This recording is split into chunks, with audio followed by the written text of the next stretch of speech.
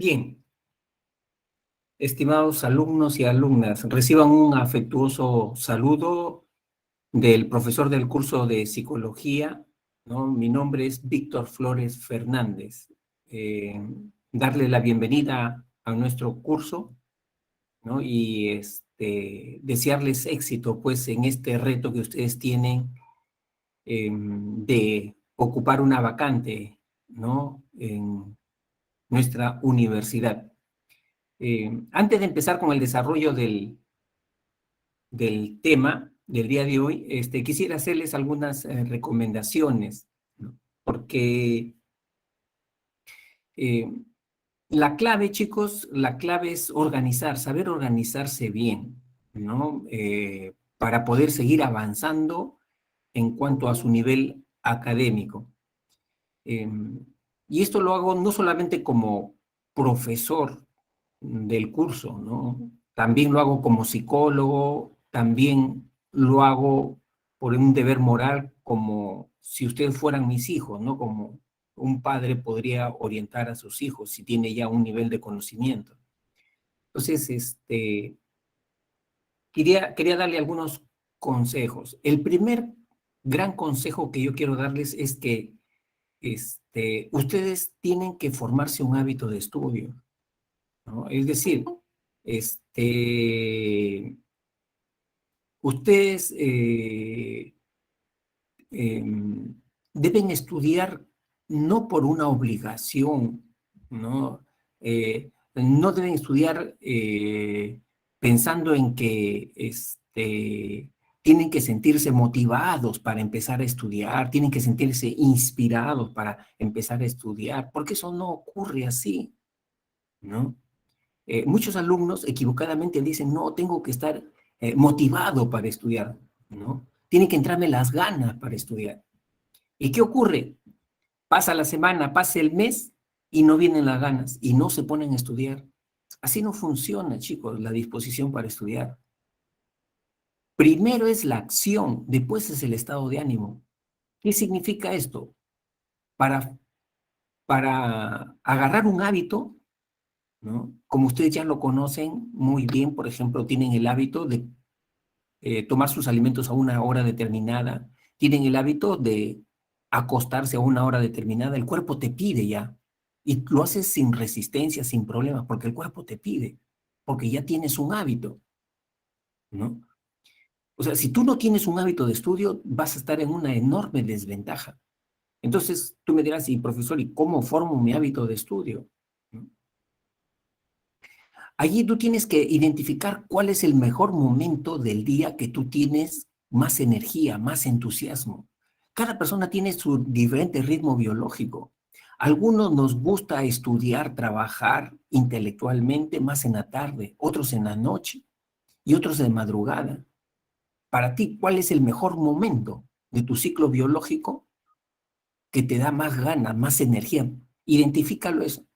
Y una vez que has identificado en la tarde, en la noche, ¿no? O tempranito en la mañana. Por ejemplo, en mi caso, chicos, para mí es más fácil en la madrugada. O sea, para mí no me cuesta trabajo levantarme a las 4 de la mañana. No me cuesta trabajo. Lo hago con gusto, ¿no? Pero eso es para mí y no va a ser igual para todos. Entonces, tú define ese momento y así no tengas ganas, te pones a estudiar, aunque sea una hora, hora y media.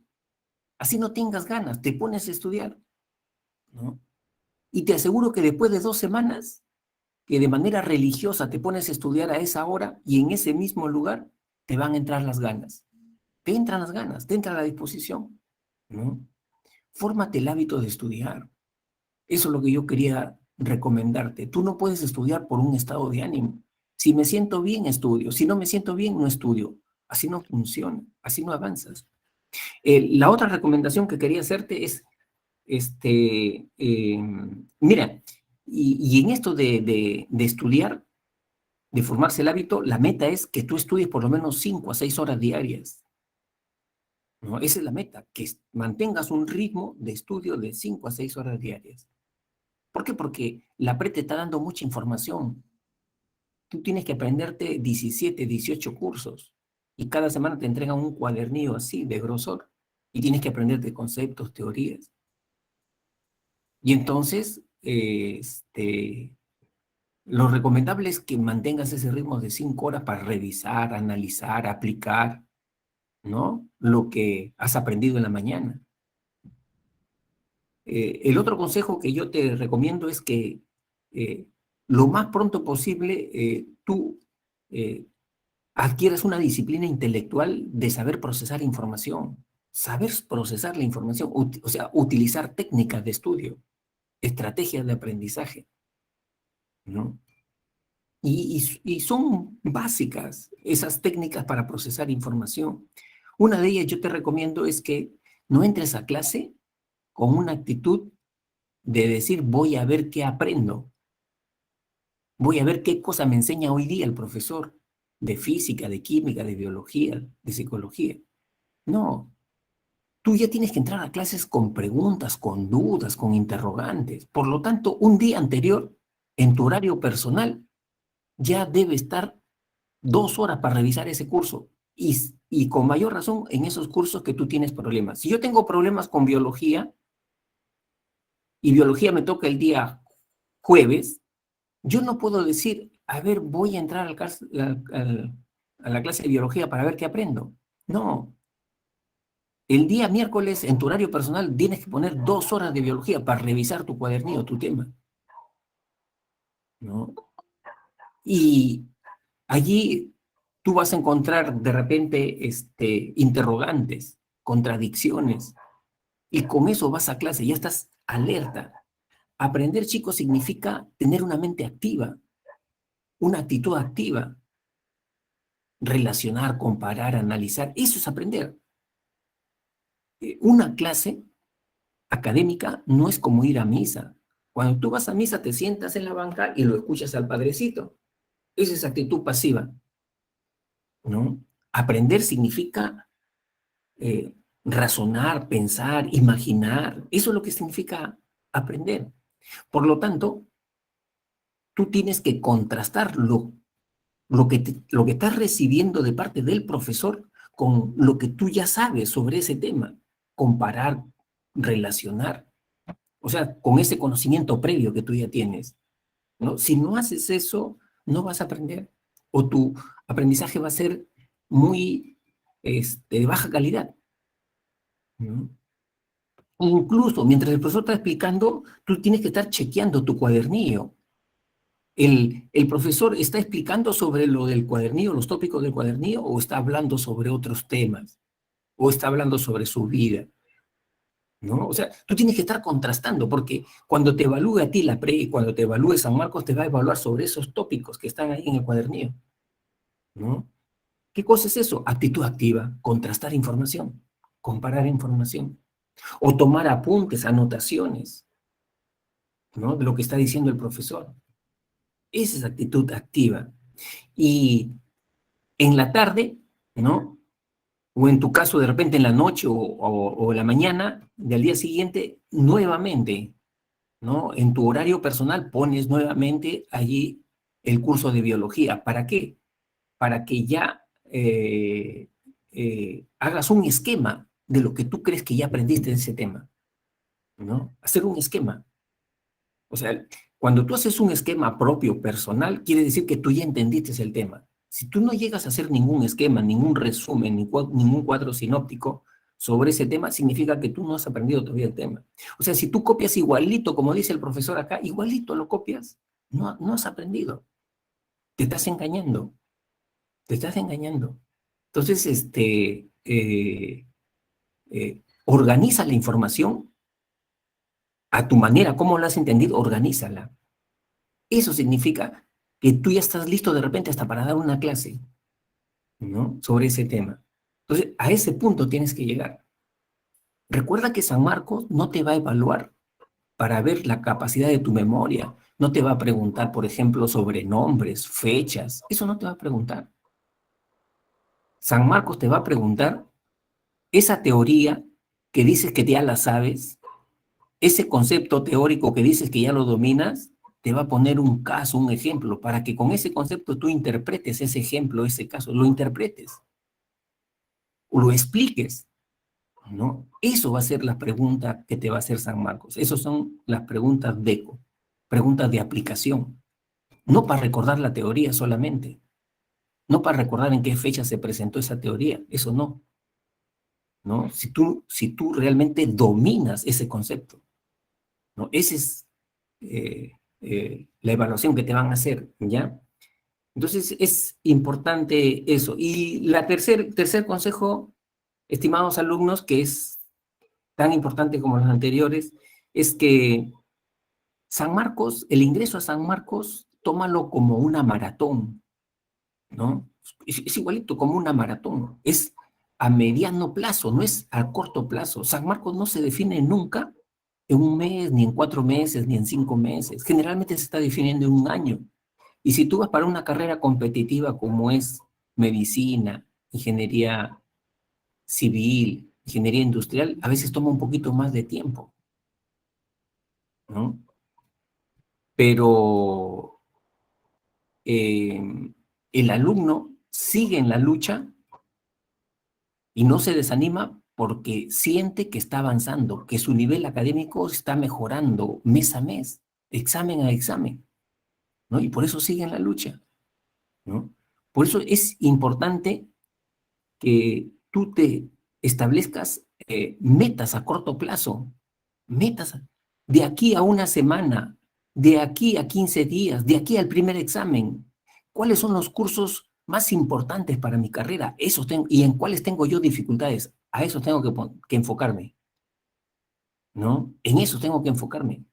¿Qué espero alcanzar a este primer examen? Por ejemplo, ¿cuántas preguntas de biología? Si yo voy a medicina veterinaria, vienen 10 preguntas de biología. ¿Cuántas debería responder en este primer examen? De esas 10 preguntas, tengo que plantearme metas, ¿no?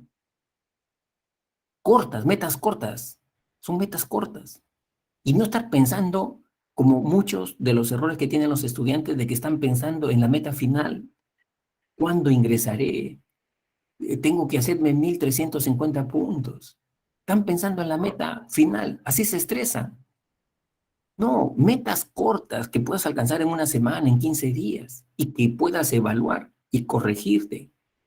O sea, eso te va a dar una sensación de confianza en ti mismo, ¿no? Porque eso es lo importante, que tengas confianza en ti mismo, ¿no? Entonces, este, eh, eh, estaba leyendo, siempre he leído, ¿no? Los testimonios de los chicos que ingresan, ¿no? Y están en los primeros puestos, como en este último examen de admisión de San Marcos, ¿no? Una chica que ingresó a medicina en primer puesto, ella comunicaba su experiencia personal. Y una de las tantas estrategias que ella había utilizado dice que ella se planteaba una agenda personal, ¿no? Una agenda personal. Es decir, metas a corto plazo de lo que ella quería alcanzar, ¿no? En 15 días, ¿no? En una semana. Y cada semana se hacía un simulacro de examen, cada semana, ¿no? Entonces, esas son estrategias que van permitiendo que uno vaya mejorando, ¿no? Y que uno vaya alcanzando confianza en uno mismo, porque como te digo, San Marcos es siempre a mediano plazo, ¿no? Siempre es a mediano plazo. A San Marcos ingresan no los supuestamente más inteligentes, ¿no? Ingresan los más perseverantes, los que saben organizarse, los que saben organizarse mejor. Aquellos que tienen una decepción y se paran inmediatamente, ¿no? Ellos son los que ingresan, ¿ya? Entonces, espero que te ayuden estos 3 criterios que he compartido contigo. Entonces empezamos acá, ¿qué cosa dice Yajaira?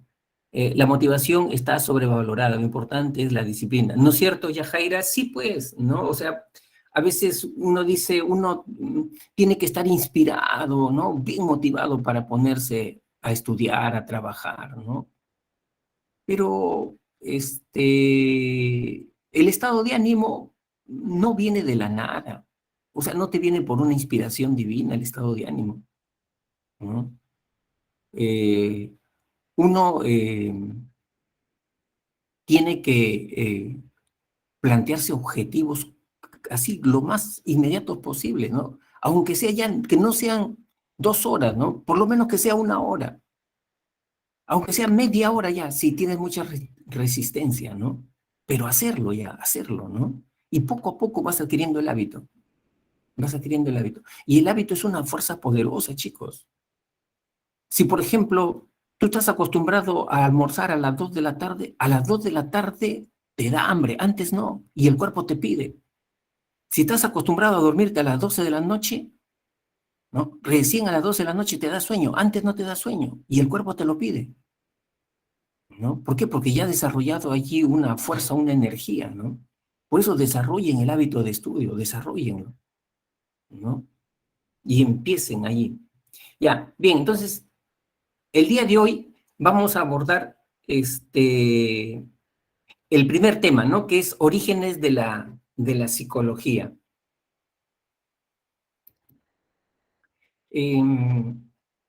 La psicología es una ciencia, pero también es una profesión, ¿no? Es decir, laboralmente la psicología tiene un campo de acción, tiene un campo de acción. Cuando una persona tiene un problema de salud, se va al médico, ¿no es cierto? Cuando una persona quiere construir una casa, la diseña el arquitecto, la construye el ingeniero, ¿no? O sea, uno ya sabe dónde acudir, a qué profesional acudir cuando tiene una necesidad, ¿no? En el caso del psicólogo, ¿no? La labor que realiza el psicólogo tiene que ver con la salud mental, básicamente con la salud mental. Pero no solamente cuando las personas tienen problemas, ¿no? Porque ese es también un mito que hay bastante extendido en la labor del psicólogo. O sea, como que uno necesita tener problemas de baja autoestima, de depresión, ¿no? Para recién ir, o de estrés, para recién ir al psicólogo, ¿no? No necesariamente, ¿no? No necesariamente. También se puede ir al psicólogo cuando tú quieres mejorar, perfeccionarte, ¿no? Desarrollarte, ¿no? Mejorar tu manejo emocional, tu liderazgo, ¿no? También puedes ir o sea, por ejemplo, ahorita tú no tienes problemas, pero tú quisieras de repente mejorar tus métodos, tus técnicas de estudio. ¿Quieres mejorar eso? ¿No? ¿Dónde tienes que ir? Al psicólogo.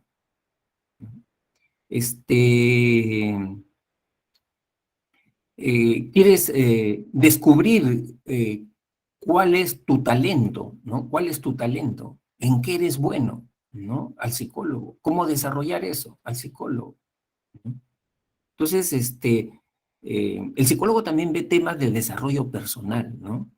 No solamente problemas, trastornos, ¿no? Entonces, básicamente eso. Y acá el centro preuniversitario, chicos, tiene un servicio, que es el servicio de atención y consejería psicopedagógica, que es totalmente gratuito para todos los estudiantes del centro pre, ¿no? Y donde les ayuda a aquellos alumnos que, por ejemplo, todavía no han elegido su carrera, ¿no? Les hacen orientación vocacional. O el alumno que de repente no puede manejar el estrés, la ansiedad, ¿no? Al momento del examen, también les ayuda, ¿no? O a veces tienen problemas personales o familiares que están interfiriendo en su rendimiento académico, también los ayuda. ¿Qué tienen que hacer? ¿No? Acudir a su tutora, no el tutor de aula, hay otro tutor que sale en el comunicado ahí, porque hay un tutor para el turno mañana y turno tarde, y pedir una cita, ¿no? Entonces ese tutor te programa para un día, ¿no? Y una hora determinada, y acudes ahí a tu cita y te dan pautas. Le explicas, tengo este problema, y te dan pautas para que puedas enfrentar esa situación, ¿no? Entonces, les doy este alcance, ¿ya? Bien, entonces, el día de hoy, en el tema sobre orígenes de la psicología, ¿qué tópicos vamos a abordar, ¿no? Ahí, primero, los antecedentes de la psicología como ciencia, orígenes de la palabra psicología y nacimiento como ciencia, escuelas psicológicas, enfoques actuales de la psicología, definición moderna de la psicología, área de la psicología y sus especialidades, Y finalmente, métodos de investigación en psicología. Chicos, miren, en el curso de psicología y en cualquier curso, ustedes tienen que estar en alerta que hay tópicos que son relevantes. Es decir, esos tópicos siempre vienen en evaluación en San Marcos. Siempre te preguntan sobre esos tópicos, eso, porque son tópicos relevantes. Eso significa que esos tópicos, este, un alumno ya debe saberlos, ¿no? Un alumno que se precie de estar en la Universidad de San Marcos, en cualquier área, en cualquier especialidad, ya debe de saberlos, ¿no? Por eso que esos tópicos siempre preguntan, ¿no? Y cómo identificarlos, ¿no? Porque el profesor a veces se demora un poquito más en esos tópicos para explicarlos, ¿no? Y cuando tú revisas los exámenes de la PRE o de San Marcos anteriores, siempre los evalúan. Ahí siempre encuentran, o sea, es el mismo tema, sino con diferentes actores, diferentes situaciones, pero es el mismo tema, ¿no? Por ejemplo, en este caso que estamos hablando de orígenes de la psicología, ¿qué preguntas vienen en el examen? Escuela psicológica, siempre vienen eso. Nunca te viene, por ejemplo, ¿qué significa la etimología de psicología, no? Pero te lo damos para conocimiento cultural, nada más, ¿no? ¿Qué más viene? Enfoques en psicología, ¿no? Eso siempre viene, ¿no? Y métodos de investigación también, son tópicos bastante relevantes, ¿no? Entonces, esos son tópicos que tienes que aprendértelos sí o sí, ¿no? Sí o sí.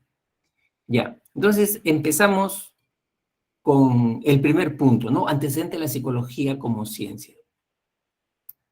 Ahí está.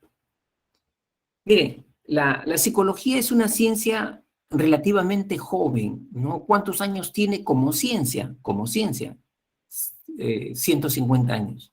¿Y cómo empezó la psicología? Empezó dentro de la filosofía. Los primeros psicólogos eran filósofos, ¿no? ¿Y dónde se inició entonces la psicología? Dentro de la filosofía y dentro de la cuna de la civilización occidental. ¿Cuál es la cultura que es cuna de la civilización occidental? O sea, de ahí germinaron las disciplinas académicas, ¿no? Es la cultura griega, los griegos, desde ahí. Y no solamente en disciplinas académicas, sino también en lo político. La democracia, que ahora la vivimos, tiene su cuna también, ¿no? En los griegos. Entonces, eh, ahí tenemos, por ejemplo, los aportes de estos tres grandes filósofos griegos, ¿no? Aristóteles, Platón, Sócrates. Por ejemplo, Aristóteles se le considera un filósofo materialista y Platón un filósofo idealista, ¿no? O sea, le daba mucha importancia a las ideas. En cambio, Aristóteles, como un buen materialista, le daba mayor importancia a las condiciones materiales de existencia de las personas, ¿no? Y Aristóteles decía que el ser humano tenía tres almas, ¿no? Tres almas. Un alma vegetativa propia de las plantas, un alma sensitiva propia de los animales y un alma racional que era propia del ser humano, ¿no? Pero estas tres almas estaban integradas en una sola, decía, ¿no? Luego, este filósofo francés René Descartes eh, nos plantea que el ser humano está determinado por dos tipos de sustancias, ¿no? Una sustancia material, que es el cuerpo, y una sustancia inmaterial, que es la mente. Y estas dos sustancias se desarrollan de manera paralela, pero llegan a interactuar, ¿en dónde? En la glándula pineal, acá en el cerebro, ahí llegan a interactuar, ¿no? En la glándula pineal. A René Descartes nosotros tenemos que agradecerle que él hizo una separación del conocimiento entre teología y psicología. Él decía, mira, ¿cómo entiendes tú a la mente? Si tú a la mente la entiendes como un hálito, como un soplo, así la entiendes, ¿no? A la mente, entonces tú debes estudiar teología, pues. Si entiendes así la mente, si entiendes el alma así, estudia teología. Pero si tú entiendes a la mente, al alma, lo entiendes como ideas, como pensamientos, como sensaciones, así lo entiendes a la mente, entonces ahí sí debes estudiar, pues, filosofía, psicología, ¿no? O sea, es bien importante esta diferenciación que hizo René Descartes, ¿no? Luego, este filósofo inglés, John Locke, él es el padre del empirismo. El empirismo es una corriente filosófica que afirma que eh, el conocimiento se obtiene a través de la experiencia, a través de la práctica, ¿no? Y entonces los empiristas dicen que la mente es como una metáfora, ¿no? Es como una tabula rasa, como una pizarra en blanco. Igualito así es la mente. Se va a registrar en la mente y se van a activar los mecanismos para activar el comportamiento de acuerdo a la experiencia que tenga ese sujeto, ¿no? De acuerdo a su experiencia. Entonces, la práctica determina el comportamiento del ser humano. Lo que haga, ¿no? Lo que haga, la forma como se relacione, determina el comportamiento del ser humano, ¿no? Luego apareció otra disciplina precientífica, son precientíficas, la frenología. ¿Quién lo propuso? Joseph Gall, ¿no? Era un frenólogo. Eh, Acuérdate que en ese tiempo todavía, ¿no? Siglo XVIII, no existía la neuroanatomía, no existía. Ni siquiera se estudiaba el cerebro. Recién estos fueron los inicios para estudiar el cerebro, ¿no? Él planteaba, Joseph Gall planteaba de que las protuberancias del cráneo, ¿no? Esas protuberancias que tiene el ser humano en el cráneo, determinan el comportamiento del ser humano, ¿no? Es decir, por ejemplo, la inteligencia para ellos, para los frenólogos, estaba en la frente, ¿no? En la frente, ¿no? La amabilidad por el óvulo temporal, por ahí estaba la amabilidad, ¿no? Entonces, cuando veían a una persona con una frente amplia, generosa, inteligente, inteligente, ¿no? O sea, esas concepciones tenían. Eran los inicios del estudio de la neuroanatomía, pues, ¿no?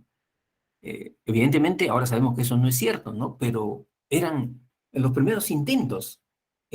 Incluso decía, por ejemplo, mira, esas personas que tienen la mandíbula inferior sobresalida, ¿no? Y la mandíbula inferior más metida, así, son personas impulsivas. Son personas impulsivas. Ahí de repente podemos encontrar delincuentes, asesinos, ¿no? Mira, esas concepciones tenían los frenólogos en ese tiempo, ¿no? Simplemente estudiando el cráneo, ¿no? Estudiando el cráneo, ¿no? Luego aparece la psicofísica, y esta disciplina fue formulada por Weber y Fechner, ¿no? La psicofísica estudia la relación que hay entre el estímulo y la respuesta de los órganos receptores, ¿no? Es decir, ¿cuál es la intensidad que debe tener un estímulo para que mi vista o mi oído detecte a ese estímulo? ¿Cuánto debe tener de intensidad ese estímulo? Esa relación la estudiaban la psicofísica.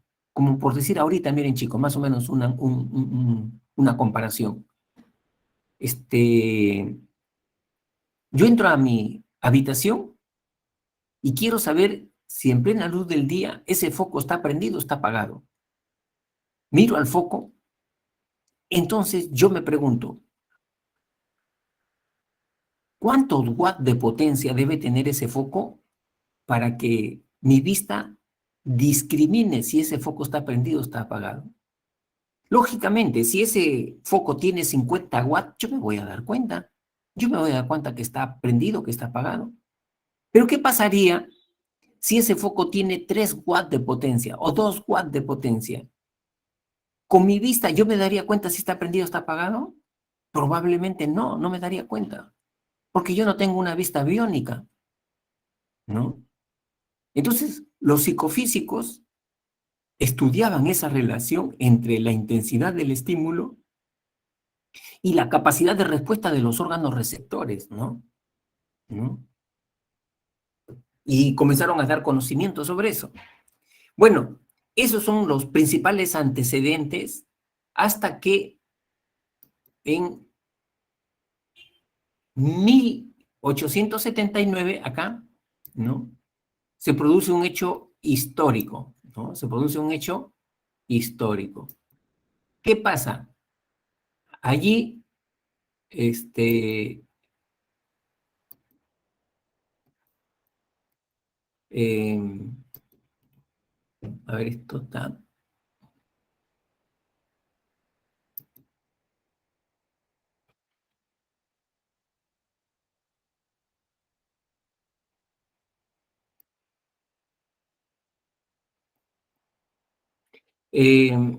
Wilhelm Wundt, que es un filósofo y fisiólogo alemán, crea el primer laboratorio de psicología experimental en la Universidad de Leipzig, en Alemania, ¿no? Y comienza a estudiar las sensaciones, ¿no? Todo lo que sea las sensaciones comienza a estudiar Wilhelm Wundt, ¿no? Un poco lo que hacían ya los psicofísicos. Y este hecho, ¿no? ¿Por qué es importante? Porque con Wilhelm Wundt la psicología comienza a utilizar el método de las ciencias, el método que ya utilizaba la biología, la química, 100 años antes, ¿no? ¿Y cuál sería ese método? A ver, ¿cuál sería ese método científico por excelencia que ya utilizaba la biología, la química? La observación, experimentación. Ahí está, correcto, muy bien. El método experimental. El método experimental. La biología ya lo utilizaba 100 años antes, la química también. La química había descubierto los elementos de la tabla periódica. Y mira, la psicología recién lo viene a utilizar en 1879, con Wilhelm Wundt, ¿no? Y entonces, gracias a eso, es que se crea un cuerpo de conocimientos sobre las sensaciones. O sea, él estudia bastante las sensaciones, ¿no?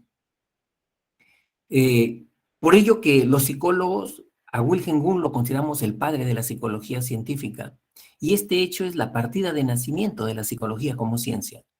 Y la psicología ya se independiza de la filosofía.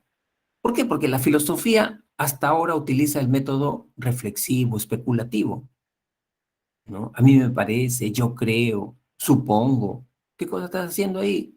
Especulando, especulando. En cambio, el método científico es la contrastación, la verificación, ¿no?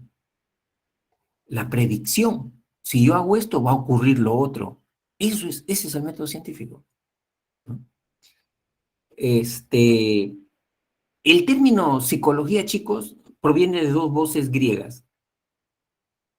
El término psiche, que significa alma, espíritu, y el término logo, que significa tratado, estudio. Y el símbolo de la psicología es esta. Este símbolo que ven ustedes acá es la forma de la letra psi, o sea, del alfabeto. Creo que el alfabeto griego tiene como 28 símbolos, y este es la letra psi, ¿no? La letra psi, ¿no? ¿Por qué se adoptó este? Porque antiguamente los griegos creían que el, el, el alma era un soplo, un hálito, que cuando salía del cuerpo se convertía en mariposa, ¿no? Y tiene la forma, pues, así de una mariposa, ¿no? Con estas alas, ¿no? Entonces, ese es el símbolo de la psicología. Bueno,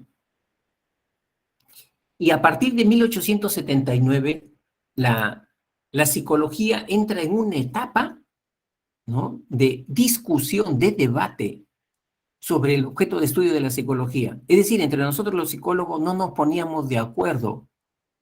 ¿Qué debe estudiar la psicología? Y los psicólogos planteaban que diferentes métodos, diferentes objetos de estudio.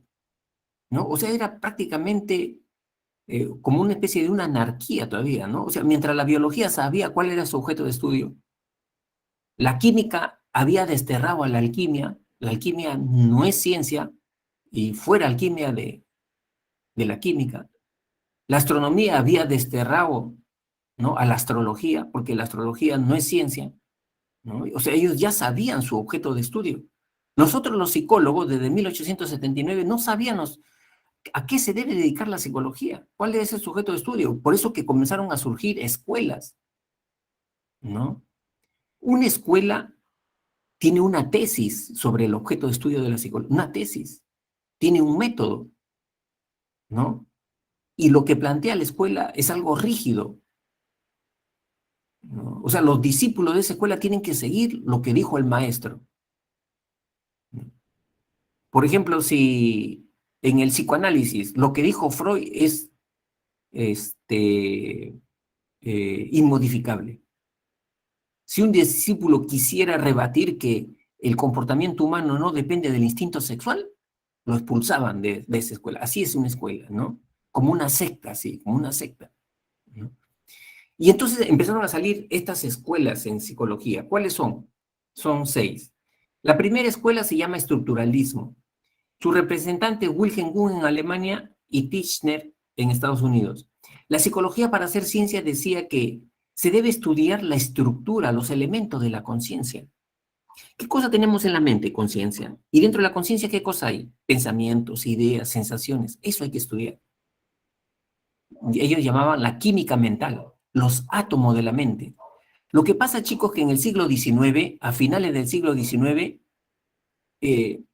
la física, la química estaban teniendo grandes avances, estaban descubriendo los elementos de la tabla periódica. Y los psicólogos veían con buenos ojos el desarrollo de esas ciencias. Y creían que así también se debería desarrollar la psicología, descubriendo los átomos de la mente, ¿no? Y el método para encontrar conocimiento es el método de la introspección experimental. ¿Qué significa introspección experimental? Significa que a determinados sujetos se les entrenaba para que identificaran y verbalizaran y expresaran sus sensaciones. Por ejemplo, a un sujeto se le ponía a exposición a estímulos calientes o fríos, ¿no? Y el sujeto tenía que expresar eh, en qué momento sentía ese estímulo y en qué intensidad sentía ese estímulo, ¿no? Por eso se llamó su método la introspección experimental. ¿Por qué experimental? Porque el experimentador dosificaba, manipulaba el estímulo, más caliente, menos caliente, tibio, lo manipulaba. Y el sujeto tenía que verbalizar cómo lo estaba sintiendo, ¿no? Así fueron construyendo conocimientos, ¿no? Sobre la base de las sensaciones. Y el aporte es que le dio el rango de ciencia a la psicología, ¿no es cierto? El estructuralismo. Paralelamente, ¿no? Muy bien, ahí dice Juanpa que debe superar, exacto, ¿no es cierto, Juanpa? Debe superar, para que un órgano receptor pueda detectar a ese estímulo, debe superar, como dice Juanpa, el umbral absoluto, debe superarlo, si no, no lo detecta, ¿no? El funcionalismo surgió paralelamente al estructuralismo. ¿Quiénes eran los funcionalistas? Eran maestros universitarios. Los estructuralistas eran fisiólogos, estaban metidos en laboratorios de las universidades. En cambio, los funcionalistas eran maestros universitarios, estaban en las aulas. Y ellos decían, la psicología para hacer ciencia no debe estudiar la conciencia, sino el uso de la conciencia. Con la conciencia, ¿qué yo hago? ¿No estudio, no aprendo? Entonces lo que hay que estudiar es el aprendizaje, no la conciencia, ¿no? Con mi conciencia yo me relaciono con las personas, me adapto a situaciones. Entonces hay que estudiar la adaptación, no la conciencia. Eso no me sirve de nada. Lo que hay que estudiar es aquellos conocimientos que puedan ser útiles para el ser humano, ¿no? O sea, los funcionalistas eran pragmáticos. El pragmatismo es una corriente filosófica que dice que el conocimiento para ser verdadero tiene que ser un conocimiento útil, ¿no? Si no es un conocimiento útil, no es conocimiento, dicen el pragmatismo, ¿no? Por eso que esos conocimientos de la psicología deben servir para mejorar el rendimiento académico de los estudiantes, debe servir para mejorar la inteligencia de las personas, para eso debe servir ese conocimiento, ¿no? Y el método que ellos empleaban era la introspección experimental o también la observación, ¿no? No se hacían problemas, ¿no? Y el aporte que hicieron los funcionalistas, chicos, es que ellos crearon la psicometría. La psicometría es una disciplina que mide las facultades mentales, las capacidades mentales, ¿no? Utilizando ¿qué cosa? Estadística. Utiliza estadística para medir, a ver cuánto tiene de inteligencia, ¿no? Esta persona, ¿en qué intensidad es introvertida, extrovertida? ¿No? Magnitudes de introversión, de extroversión. Para eso, ¿qué cosa hay que aplicar? Test, ¿no? ¿Y quiénes lo crearon? Los funcionalistas lo crearon. El primer test de inteligencia fue creado en 1904 y desde esa fecha se viene evaluando la inteligencia de las personas.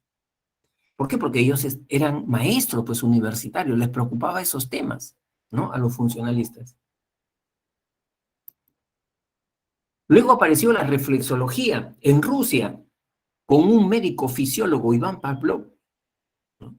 Él decía, la psicología para hacer ciencia debe estudiar el cerebro, la actividad nerviosa superior, eso es lo que debe estudiar. Y el cerebro tiene dos procesos básicos, la excitación y la inhibición. Esos dos procesos básicos hay que estudiarlos, ¿no? Y en el comportamiento ellos le daban mucha importancia al temperamento, ¿no? Y ellos creían que se podría explicar el comportamiento humano a través de experimentos con animales, con perros, por ejemplo, ¿no? El temperamento es la forma como reacciona tu sistema nervioso frente a estímulos. Por ejemplo, las personas son o bien emotivas o bien frías, secas, distantes. Eso es temperamento, ¿no? Las personas o son bien enérgicas, ¿no? O son bien pasivas, ese es temperamento. Y él comenzó a estudiar ese temperamento en los perros, ¿no? Y consideraban que en el laboratorio, mediante el método experimental, se podría replicar al ser humano también, ¿no? Y su aporte principal de la reflexología fue el condicionamiento clásico. ¿Qué cosa es el condicionamiento clásico? Un modelo de aprendizaje. Dice que nosotros aprendemos, chicos, porque hacemos asociación de estímulos, ¿no? ¿Por qué, por ejemplo, una canción, cuando escucho una canción me pongo triste? O de repente escucho esa canción y me pongo alegre. Me levanta la moral esa canción. ¿Por qué? Porque he aprendido por condicionamiento clásico, por asociación de estímulos. Es decir, eh, esa canción que me pone triste está asociada a un evento de mi vida que fue un momento muy triste, ¿no? De repente perdí un familiar y justo en esa época escuché en la radio, en la televisión, ¿no? Esa canción, ¿no? Y ya lo asocié a ese evento triste. Y más adelante, ¿no? Meses después, cuando escucho esa canción, me invade una tristeza enorme, ¿no? ¿Por qué he aprendido a tener esa reacción? Por condicionamiento clásico, ¿no? Entonces, la reflexología formuló esta manera de aprender que tiene el ser humano, ¿no? Ese fue su principal aporte. En 1913 apareció el conductismo con John Watson en Estados Unidos. Y el conductismo dice, la psicología para hacer ciencia tiene que estudiar la conducta, no la mente, no la conciencia. ¿Y ellos qué entienden por conducta? Ellos entienden por conducta una respuesta observable. Cualquier respuesta no es conducta, ¿no? Si yo estoy pensando, planificando qué cosa voy a hacer mañana, pasado, eso no es conducta para el conductista. Conducta es una respuesta observable, medible, ¿no? Por ejemplo, si yo quiero evaluar la motivación hacia el estudio, ¿no? Un conductista no te va a preguntar, a ver, ¿cuáles son tus objetivos en este ciclo? ¿Qué metas tiene? Eso no le interesa al conductista, porque esos términos, objetivos, metas, son términos mentales, ¿no? El conductista ve respuestas observables. ¿A qué hora te levantas? ¿Cuántas horas dedicas al estudio? Eso se puede medir, eso se puede observar. Y la relación estímulo-respuesta. Cuando tú estudias, en casa te incentivan, te refuerzan. Cuando vas al colegio, a la universidad, te toman examen, la relación estímulo-respuesta. Eso es lo que me interesa a mí, diría un conductista. ¿Ya? Y el único método para lograr conocimiento científico es la experimentación. Ellos creían, chicos, que estudiando en laboratorios el comportamiento del pericotito, la ratita, la paloma, se podía extrapolar al comportamiento humano, ¿no? Por ejemplo, en su jaulita, en la jaula de Skinner, la paloma, el pericotito, eh, después de cuántos intentos, al jalar la palanca, la ratita aprende que al jalar la palanca le llega el alimento, le llega el reforzador. Al segundo, al tercer intento, después de cuántos tipos de asociaciones entre respuesta y estímulo, la ratita aprende, ¿no? Y ese aprendizaje se puede extrapolar también con el ser humano, ¿no? Se puede extrapolar igualito con el ser humano. El conductismo critica pues entonces a la introspección por considerar que esos son términos y conceptos muy mentales, ¿no? Después aparece otra escuela, la Gestalt, ¿no? La Gestalt es una escuela alemana, su representante Wertheimer, Kohler, Kafka, ¿no? Son sus representantes, son psicólogos alemanes. Ellos decían, mira, la psicología para hacer ciencia tiene que estudiar la percepción, porque la percepción es el cimiento, la base de la mente. O sea, a través de la percepción se organizan los estímulos, ¿no? Hay que estudiar la dinámica de la percepción. Por eso que ellos se dedicaron a estudiar la percepción y nos aportaron las leyes de la percepción. Ley de figura a fondo, ley de totalidades perceptivas, ley de pregnancia, esos son sus aportes de ellos, ¿no? Y otro concepto importante también es el concepto de insight. ¿Qué cosa es insight? Comprensión súbita, comprensión repentina, ¿no? ¿En qué situaciones se presenta? A veces uno no entiende por qué el comportamiento del papá, la mamá, el hermano, ¿no? Ahora está distante, está frío, ¿no? Y no te dice. Y uno se pregunta, ¿pero por qué está así? Yo no le he hecho nada, ¿no? Y mira, a veces pasan los días y incluso no estás pensando en ese tema y parece que como por arte de magia, como especie de relámpago, a tu mente viene la explicación de esa duda, de esa interrogante que tú tienes. Ya sé, ya. Está así porque seguramente él ya sabe que yo le he dicho a mi mamá, a mi papá de su falta, ¿no? O porque no hice o no le lavé de repente la ropa a mi mamá y por eso está así, ¿no? Por eso. ¿Qué cosa ha pasado en esa persona? Ha hecho una experiencia de insight, de comprensión súbita, de comprensión repentina, ¿no? Entonces, a eso se le llama insight. Seguramente a ti lo que te ha pasado es más en el examen, ¿no? A veces tú estás en el examen, crees que sabes la respuesta a esa pregunta del examen, pero cuando comienzas a leer no encuentras el dato para resolver esa pregunta. Y tú dices, sí la sé, pero no encuentro ese dato, ¿no? Y para no fastidiarte todo el examen, la pasas, pero te queda el sinsabor de no haberla respondido.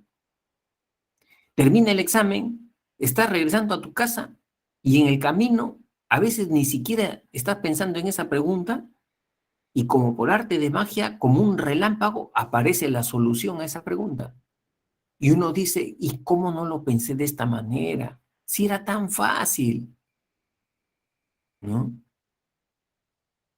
¿Eso cómo se llama? Insight, comprensión súbita. O sea, como cuando dicen se me prendió el foquito, ¿no? Lo que pasa, chicos, lo que dicen que inconscientemente la mente sigue trabajando. Tú no eres consciente, pero la mente sigue trabajando, ¿no? Bien, entonces, esa es la propuesta de la Gestalt. Luego apareció el psicoanálisis en 1895 con su creador, el médico austriaco Sigmund Freud, ¿no? Y Sigmund Freud tenía una visión totalmente diferente del objeto de estudio de la psicología. Él decía, la psicología para hacer ciencia no tiene por qué estudiar la conciencia, ni la conducta, porque eso es el cascarón, ¿no? De una semilla, ¿no? Ese es el frasco de una sustancia. Eso no explica nada. Eso no explica nada. Lo realmente importante, lo determinante en la conducta son aquellas fuerzas ocultas que están en el sótano de la mente del ser humano, ¿no? Y esas fuerzas ocultas que están en el sótano de la mente del ser humano es el inconsciente. Eso es lo que determina el comportamiento. ¿Y qué es el inconsciente? El inconsciente son aquellas experiencias primitivas que todos hemos tenido cuando hemos tenido 1 año, 2 años, 3 años de edad. Es decir, cómo reaccionamos a situaciones de tristeza, de miedo, de cólera. Por eso que el psicoanálisis le da mucha importancia al trato que recibimos de niños, de nuestros padres. El psicoanálisis inmediatamente pregunta, ¿cómo fue tu papá? ¿Cómo te trató tu mamá? ¿No? ¿Por qué? Porque ese trato de los primeros años fue moldeando una fuerza, una energía dentro de ti, ¿no? Lógicamente esas experiencias, ahorita que tú tienes 16, 17 años, tú ya ni te acuerdas. Por eso que es inconsciente, está oculto, ¿no? Pero está determinando tu comportamiento actual, esa fuerza, ¿no? ¿Por qué te pones ansioso frente al examen? Te pones ansioso frente al examen porque vamos a regresar al pasado. A ver, túnel del tiempo, vamos a regresar al pasado. ¿Cómo fue tu papá? Mi papá fue duro, represivo, ¿no? Muy rígido, ¿no? Ah, entonces por eso que eres ansioso ahorita, pues. Tienes un super yo muy rígido. O sea, tienes una vocecita interna que no está conforme contigo mismo. Y por eso te exiges, por eso te presionas. Pero en realidad no eres tú, es tu papá que está hablando a través de esa vocecita.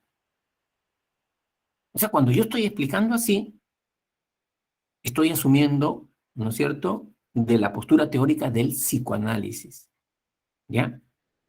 Chicos, un poco para ver si me están entendiendo, retroalimentación, voy muy rápido, muy lento, se está entendiendo.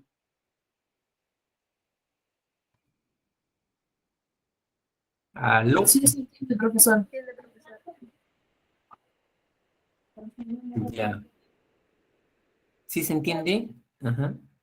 Sí, Voy profesor, se rápido, entiende. voy muy lento, algo que pueda mejorar, por favor, ustedes me dicen, ¿no? Yo no solamente estoy como profesor, sino yo estoy como un asesor, ¿no? O sea, ver en qué les puedo ayudar más, ¿no? Ya, entonces yo les decía que estos temas son relevantes, chicos, sobre esto les van a preguntar, ¿no? Esos son temas relevantes. Ahora, el método para encontrar el inconsciente, para el psicoanálisis, es la asociación libre, ¿no? Ellos también postulaban que la interpretación de los sueños también podría ser un método, pero no, eso es una técnica secundaria, la interpretación de los sueños, ¿no? Para hallar al inconsciente. Lo principal es la asociación libre. ¿Y cómo era así la asociación libre?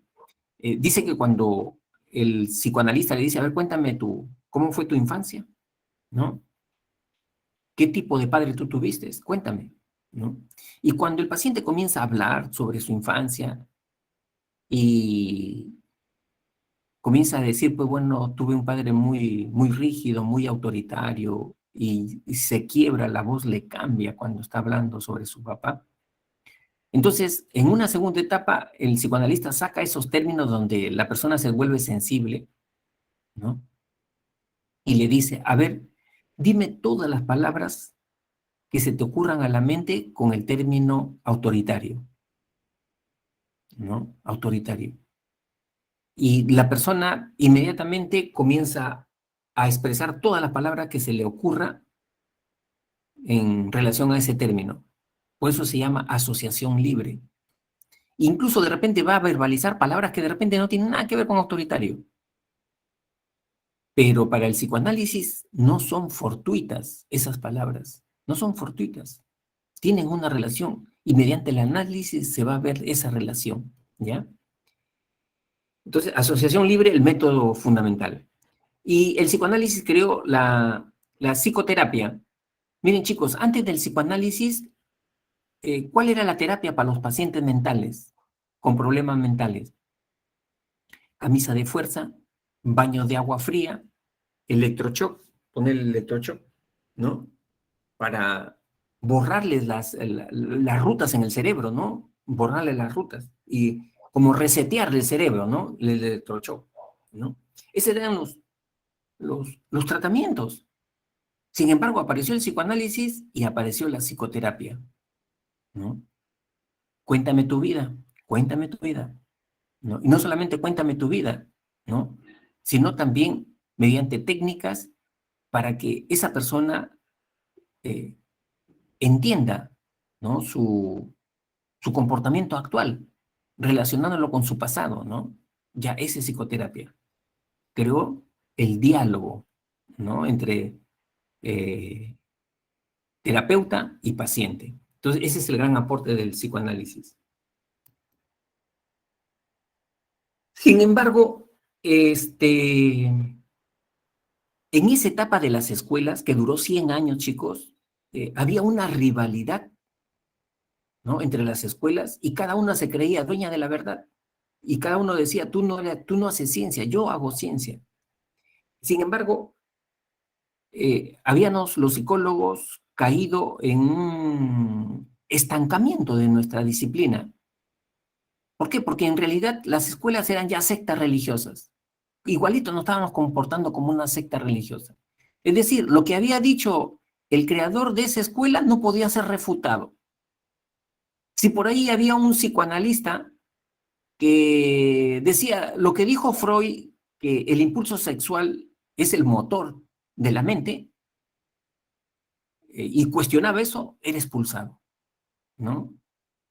Entonces, en realidad, eso no mejoraba, no desarrollaba la psicología, ¿no? La atomizaba más. Entonces llegamos a la conclusión que en realidad lo que estamos manejando nosotros deberíamos manejar es enfoques, perspectivas, maneras de entender el comportamiento humano, ¿no? Es como si yo mirara a través de un cristal, ¿no? Depende del cristal que estás usando, ¿no?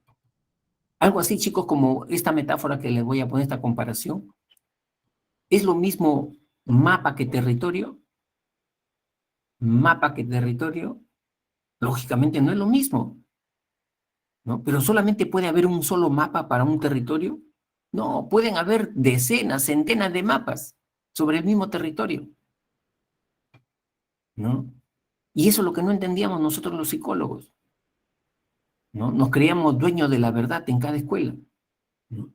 Por eso que ahora ya no hablamos de escuelas, sino hablamos de enfoques, de puntos de vista, de perspectivas, ¿no? Y, y todo profesional de la psicología que termina su carrera profesional y va a trabajar, adopta un enfoque, o sea, una manera de entender a su paciente, ¿no? Algunos son conductistas, otros son psicodinámicos, otros son humanistas, ¿no? Y a ver, ¿qué cosa plantean? Vamos a ver qué cosas están planteando, ¿ya? El primer enfoque, el psicodinámico. Recuerda tú que viene del psicoanálisis. Todos están de acuerdo que lo que determina el comportamiento humano es el inconsciente, es la fuerza inconsciente, eso es lo que determina, ¿no? Y para ellos, la mente es como un iceberg. Una tercera parte de ese iceberg es la que se ve, la parte externa, es la parte consciente. Pero las dos terceras partes, lo que no se ve, lo que está oculto, es lo que determina realmente la base del iceberg, ¿no? A ver, ¿por qué esa mujer adulta ya tiene 3 relaciones y en las 3 ¿no? Siempre elige y escoge parejas que la maltratan, que la humillan, la maltratan. ¿Pero por qué? ¿Por qué no aprende? ¿No? Entonces, un psicólogo psicodinámico dirá, regresemos al pasado, túnel del tiempo. ¿Cómo fue tu papá? A ver, háblame sobre tu papá. Y entonces ahí la chica comienza a hablar, ¿cómo fue la relación con su papá? Y de repente el psicólogo encontrará que ese papá fue un poco ambivalente. Es decir, a veces le daba muestras de afecto y a veces tenía un comportamiento rígido, duro, marcado, maltratador. Y entonces esa chica aprendió desde niñita que el amor viene con dolor, el amor viene con maltrato. Un buen amor viene con dolor. Si no hay dolor, no es buen amor. Y desde pequeñita, a los 5 años, 6 años, aprendió eso. Y ya tiene el chip ahí, ¿no? Pero esas experiencias del pasado que tienen relación con su presente, ella no lo sabe, no lo sabe, está oculto, es inconsciente, pero está determinando su comportamiento actual, sus fracasos actuales, ¿no? Entonces, ¿cuál es la labor? Según el enfoque psicodinámico, hacer consciente, ¿no? Su comportamiento, ¿no? Ese chip mental que tiene, ¿no?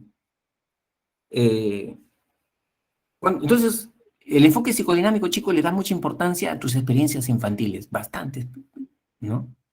Freud le daba importancia a la libido, al impulso sexual, pero hay otros psicodinámicos como Adler, Fromm, Horne, que le daban más importancia a los factores socioculturales, ¿no? Es decir, la sociedad, ¿qué cosa te inculcó la sociedad en tu escuela, tus amigos? Le da más importancia a eso, más que al impulso sexual, ¿ya? Ya, los conductistas ya sabemos, ¿no? Los conductistas, ¿qué cosa dicen?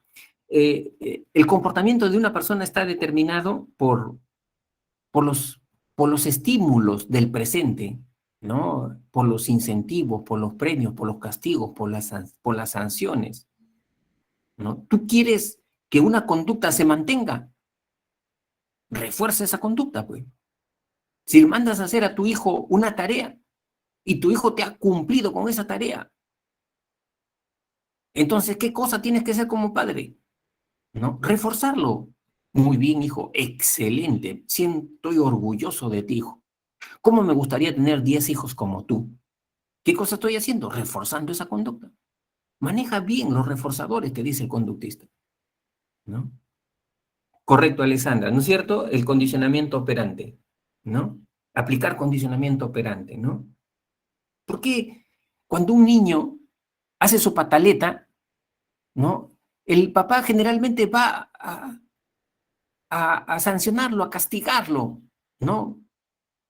No. Eh, lo que hay que hacer allí es controlar los estímulos. ¿Por qué hace su pataleta? Porque quiere salir a la calle, porque quiere que le compren un dulce, un caramelo, por eso hace su pataleta. Entonces, si tú como papá has dicho que no, es no, pues, es no. Así te haga una pataleta de media hora, de una hora, es no, te mantienes así firme. Pero ¿qué resulta? Hay papás que después de media hora de lloriqueo ceden, ¿no? Y le dan lo que quiere ese niño. ¿Qué cosa está haciendo ese papá? Lo está reforzando. Para la siguiente vez, ya no va a llorar media hora, va a llorar una hora o más de una hora, ¿no? ¿Por qué? Porque lo está reforzando. O sea, lo importante es el control de los estímulos, dice el enfoque conductista. Ahí está la clave, el control. Para controlar conducta, controlar estímulos, ¿ya? Entonces no tiene ningún sentido que vayas a sonarle, a tronarle a ese niñito, ¿no? Profesor, disculpe, Sí. mencionó condicionamiento operante. ¿Eso sería el control de los estímulos? El enfoque conductista tiene dos modelos de aprendizaje, ¿no? El enfoque conductista, dos modelos. Un modelo es el condicionamiento clásico, el de Pavlov que habíamos visto, y el otro modelo es el modelo del condicionamiento operante, ¿no? De Skinner, ¿no? Ese que habla que una persona aprende por el efecto que tiene su conducta, por las consecuencias que tiene su conducta, ¿no? Entonces, si ese niño hizo su pataleta y después de media hora le entregó, de lloriqueo, le entregaron lo que él quería, ya aprendió, ya relacionó, ya asoció. Hay que llorar, hay que patalear para que me entregue el dulce. Y la próxima vez lo voy a hacer más fuerte. Ya aprendió.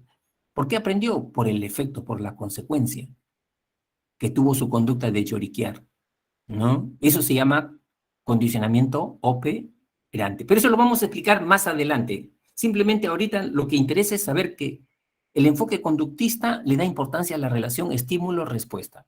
Eso es lo que interesa, ¿ya? Estímulo-respuesta. Y una respuesta es una conducta observable, medible, ¿ya? Muy bien. Ahora tenemos el otro enfoque, el enfoque humanista. El enfoque humanista, chicos, miren, a ver, cuestiona a los demás enfoques. Dice, es mentira que el ser humano esté determinado por su infancia, por su pasado. Mentira, eso es mentira. Es mentira que el ser humano esté gobernado por los estímulos del presente. Eso es mentira. El ser humano tiene una fuerza poderosa, dicen los humanistas. Es una fuerza determinante en el comportamiento. ¿A qué le dan más importancia los humanistas? A ver, chicos. ¿A qué le dan más?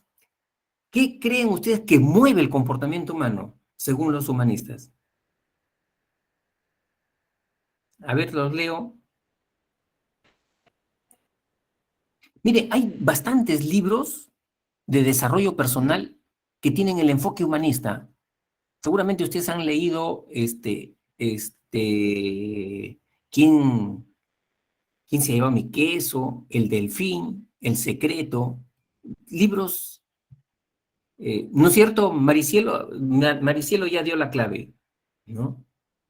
¿Cuál es el factor más determinante en el comportamiento? La actitud de la persona, la actitud, la autodeterminación. Eso se llama la autodeterminación, ¿no? O sea, si tú crees que vas a lograrlo, es probable que lo vayas a lograr. Si tú crees que no vas a lograrlo, también es bastante probable que no lo vayas a lograr. ¿Quién hace la diferencia? Tu actitud. Tu actitud es la que hace la diferencia, ¿no? Por eso que ellos dicen que el ser humano tiene libre albedrío. Y hay que ser conscientes de eso. Tenemos libre albedrío. No estamos determinados por nuestro pasado. Pero si tú dices que sí estamos determinados por nuestro pasado, yo soy así porque mi papá me crió así y por eso soy así, ¿no? Entonces, no es tu pasado que te está sino es tu actitud, el creer que tu pasado te está convirtiendo así, ¿no? O sea, para ti es más cómodo asumir ser víctima de tu pasado, es más cómodo ser víctima de tu pasado y echarle la culpa a otros y no cambiar y no querer cambiar. Por eso que dicen que la mayoría de las personas, según los humanistas, viven como zombies, así bien, como zombies, no despiertan, están en un largo letargo. A veces hay personas, chicos, que de sus dificultades, problemas que puedan tener ya como adultos a los 17, 20 años, muchas personas le echan la culpa de lo que son a sus padres, a su infancia, ¿no? Probablemente no han tenido una buena niñez. Probablemente el papá habrá sido maltratador, pero no te puedes pasar toda una vida echándole la culpa a ellos. Asume la responsabilidad de tu vida, asúmela, ¿no?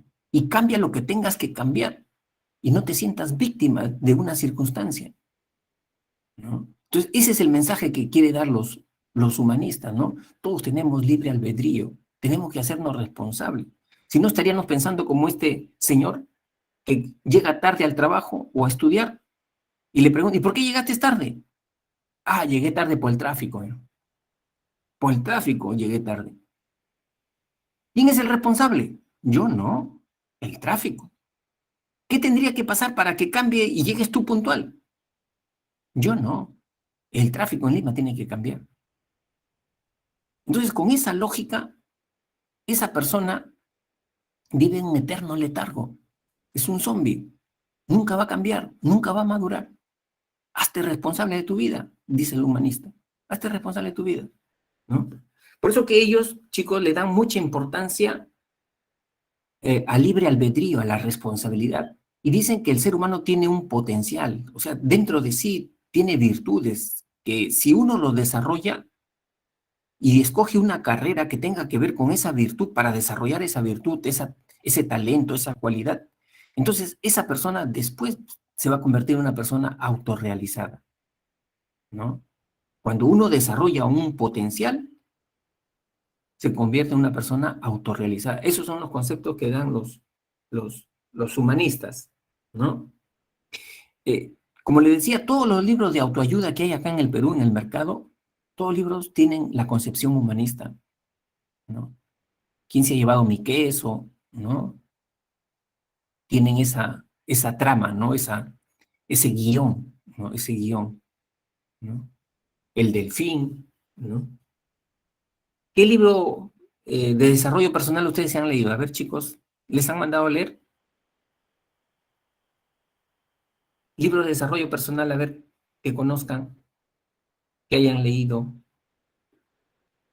Miren, yo cuando tenía 18 años, yo leí un libro de desarrollo personal que me ayudó bastante, bastante, porque yo venía de una relación muy tirante con mi padre, ¿no? O sea, yo era muy rebelde y pero me ayudó bastante. Tus zonas erróneas de William Dyer, ¿no? Bastante me ayudó ese librito, ¿no? Acá está también, ¿no? Aileen dice, Aileen León, el delfín. ¿Quién se ha llevado mi queso? ¿No? Muy bien, excelente, ¿no? Ahí, ¿quién se ha llevado mi queso? Por ejemplo, te retratan las dos actitudes de los dos ratoncitos, ¿no? Un ratoncito que se conforma con que ya no hay queso, ¿no? ¿Qué voy a hacer? Pues ya no hay, ¿no? ¿No? Y el otro ratoncito que tiene miedo, igual que el otro. Ambos tienen miedo, ¿no? Pero ya no hay comida. Pero este segundo ratoncito, ¿no? Se sobrepone a su miedo y comienza a explorar, ¿no? Comienza a explorar. Muy bien. Luego viene el enfoque cognitivista. El enfoque cognitivista, chicos, dice que lo determinante en el comportamiento humano es la manera como funcionan los procesos cognitivos. O sea, dentro de la mente tenemos procesos cognitivos que ayudan a interpretar el mundo, ¿no? ¿Cuáles son esos procesos cognitivos? La percepción, la atención, la memoria, el lenguaje, el pensamiento, ¿no? La imaginación. Por ejemplo, si viene un alumno y me dice, profesor, ¿cómo podría yo aprender mejor? ¿No? ¿Cómo podría aprender mejor? ¿Cómo podría retener mejor? Yo le diría, si soy un psicólogo cognitivo, le diría, hijito, ¿sabes qué? Te voy a enseñar cómo funciona la memoria. Mira, la memoria tiene tres etapas: registro, almacenamiento y recuperación. Son tres etapas. Tú tienes que utilizar técnicas de estudio en las tres etapas y vas a tener no solamente una buena memoria, sino un buen aprendizaje. En registro tienes que saber subrayar, detectar qué es importante y qué no es importante. En almacenamiento, para guardar información, tienes que hacer tus propios esquemas. Si tú estudias, escuchas clase y no haces tu esquema, es por gusto, no estás guardando. Tienes que hacer tu esquema, tu propio esquema. No el que tiene el profesor en la diapositiva, sino tú, cómo lo has entendido. Eso es guardar información, eso es almacenar. Y luego tienes que repasar, pues, recuperación. No es posible que ya entendiste hoy día la clase y de aquí te presentes al examen a un mes sin haber revisado, repasado, ¿no? Entonces, ¿cómo le vas a pedir tener buena memoria? Entonces, cuando yo le estoy explicando así a este alumno, yo le estoy explicando desde el enfoque cognitivo. ¿Por qué? Porque le estoy explicando la dinámica de esos procesos, ¿no? La dinámica de esos procesos, ¿no? Incluso para hacer terapia también los cognitivistas tienen sus formas. Ellos dicen, ¿por qué a las personas les da depresión, baja autoestima, estrés, ansiedad? Porque esas personas tienen errores en su pensamiento, ¿no? Y esos errores se llaman distorsiones cognitivas. Y los cognitivistas ya han identificado 50, chicos, 50 errores en la forma de pensar de las personas con problemas psicológicos. Una de esas distorsiones cognitivas le llaman ellos el pensamiento dicotómico. ¿Qué es el pensamiento dicotómico? Cuando las personas ven un evento, una situación en dos categorías, ¿no? Blanco o negro, vida o muerte, o estás conmigo o estás contra mí. O sea, la situación la analizan en dos categorías, nada más. Las encasillan en dos categorías. Como si solamente hubieran dos colores nada más, el blanco y el negro. O sea, no hay matices. Entonces, ese estudiante que tiene mucho estrés, mucha ansiedad al momento del examen, y que eso lo está perturbando, ve al examen en dos categorías, ¿no? Este examen es de vida o muerte. Si ingreso, el cielo, el paraíso para mí. Si no ingreso, la vida ya no tiene sentido, trágame tierra, quiero desaparecer. Entonces, pensar así, dicotómicamente, te trae ansiedad, ¿no? O sea, no ves esa experiencia del examen como una oportunidad para aprender, para mejorar. Eso es el examen, una experiencia más para aprender, para corregir, ¿no? Entonces, cambia tu forma de pensar, cambia tu forma de pensar y vas a ver que vas a cambiar tus estados emocionales. Cuando yo le estoy explicando así al alumno o al paciente, entonces yo estoy adoptando un enfoque cognitivista, ¿no? Cognitivista. Como tú puedes ver, es otra forma de ver los problemas de una persona, ¿no? Y por último, el enfoque biopsicológico. Este enfoque, chicos, le da mucha importancia al funcionamiento del cerebro, ¿no?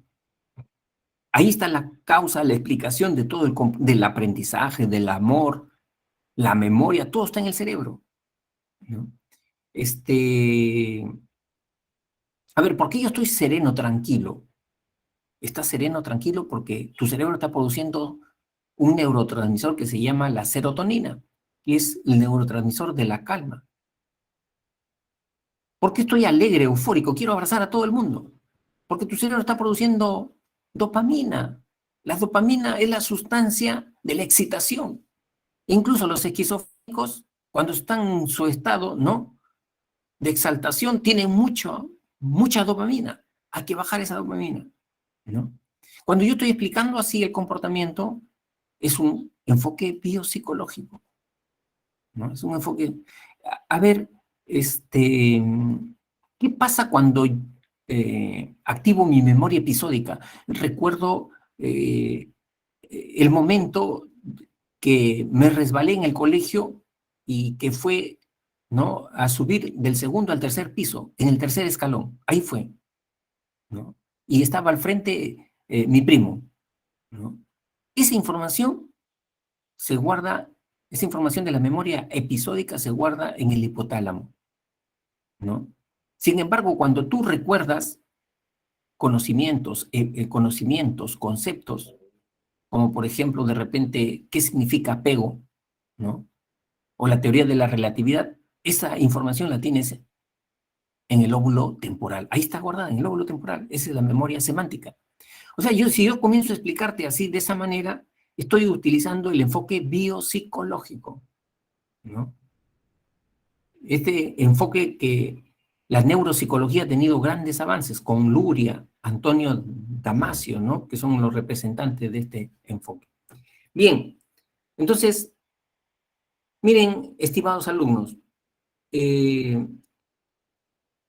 un poco para aplicar el conocimiento. Supongamos que en esta breve clase de psicología tú ya eres psicólogo, hipotéticamente, ya eres psicólogo, y viene una persona con baja autoestima, ¿no?, con un estado de ánimo deplorable, ¿no? ¿Tú cómo lo ayudarías? ¿Con qué enfoque tú te basarías para poder ayudar a esta persona? ¿Con qué enfoque tú te sentirías más a gusto o crees que podrías encontrar más datos, más información para ayudar a esta persona? A ver, un poco, aplica tus, tus conocimientos, ¿no? De todos los... Acuérdate que yo te digo que cuando un psicólogo termina y ejerce su carrera, adopta un enfoque, ¿eh? Adopta un enfoque. Ya, acá mira, ve, Aileen es cognitivista, Britney cognitivista, Maricielo, mira, cognitivista, ¿no? Cognitivista. Susan, ¿no? Cognitivista. Sí, pues ahorita en terapia la que está teniendo mayor, incluso han ido dejando de lado un poco al psicodinámico, ¿no? Porque dice que El enfoque psicodinámico requiere muchas sesiones para cambiar a una persona, demasiadas sesiones, a veces están 1 año, 2 años para cambiar a una persona, ¿no? José también cognitivista, ¿no? Muy bien, es eso, ¿no? Ahora, los psicólogos ya hemos llegado a un consenso. ¿Cuál es nuestro consenso? Que la psicología es una ciencia que debe estudiar los procesos mentales, tanto conscientes como inconscientes, y también la conducta, el comportamiento, ¿no? O sea, en ese sentido ya hemos llegado a un acuerdo, ¿no? Ya no nos estamos peleando. Ahora, ¿cuáles son las áreas de especialización de la psicología? La psicología tiene 2 grandes áreas, una psicología básica y una psicología aplicada, ¿no? La psicología básica, ¿sabes qué cosa es? Cuando se produce conocimiento de procesos cognitivos, ¿no? O sea, cuando, por ejemplo, en cómo razonamos, cómo pensamos, qué mecanismos utilizamos para pensar. La memoria, tipo de memoria, ¿cuántos tipos de memoria hay?